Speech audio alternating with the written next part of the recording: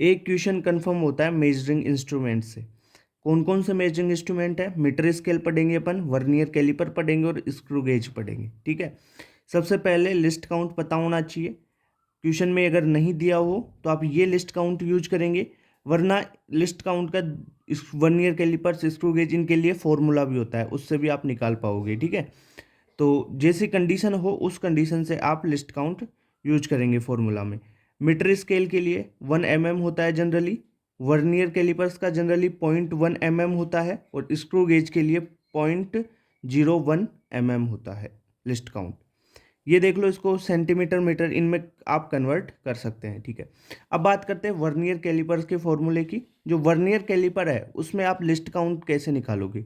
List count is equal to 1 main scale division minus 1 vernier scale division. आपको दे रखा होगा कि इसके 8 मेन स्केल डिवीजन, उसके कितने वर्नियर स्केल डिवीजन से कोइंसाइड कर रहे हैं, तब लिस्ट काउंट निकाल के आपको रीडिंग निकालना है। ठीक है, मेन स्केल रीडिंग आपको दी हुई होगी। ठीक है, तो ऐसा कर सकते हो आप।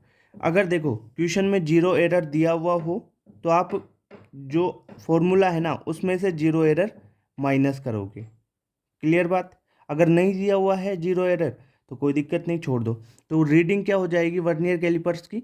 Main scale reading plus vernier scale reading into list count. ठीक है, लिस्ट काउंट कैसे निकालोगे? 1 MSD माइनस 1 VSD से।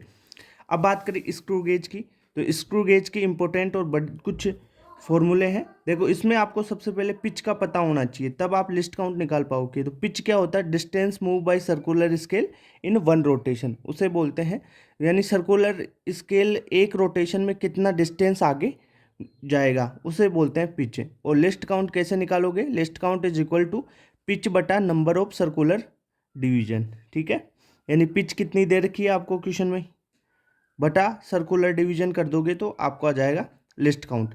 या आप लिस्ट काउंट और दूसरी तरीके से निकाल सकते हो स्क्रू गेज का, वो है 1 MSD बटा यानी मेन स्केल डिवीजन बटा number of circular division. Clear बात? ओके। इसकी रीडिंग कैसे लिखोगे? रीडिंग लिखने के लिए आप क्या करोगे?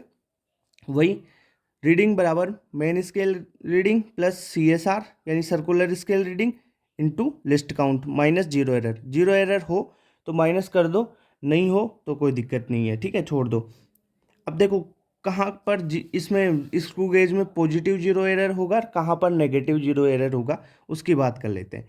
तो देखो when zero of circular scale is below the reference level, अगर सर्कुलर स्केल का जीरो रेफरेंस लेवल से नीचे है, ये रेफरेंस लेवल होगा उसमें जीरो, तो वो अगर जीरो नीचे है तो पॉजिटिव जीरो एरर, अगर ऊपर होगा रेफरेंस लेवल से, ठीक है, तो क्या होगा? Negative zero error. ठीक है, क्लियर बात?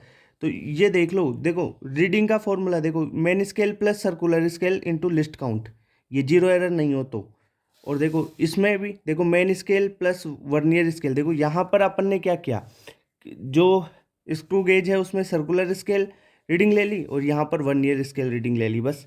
रीडिंग में भी इतना सा ही चेंज है यहाँ पे फॉर्मूले में, वरना फॉर्मूले दोनों सेम से होंगे आपके लिए। क्लियर बात?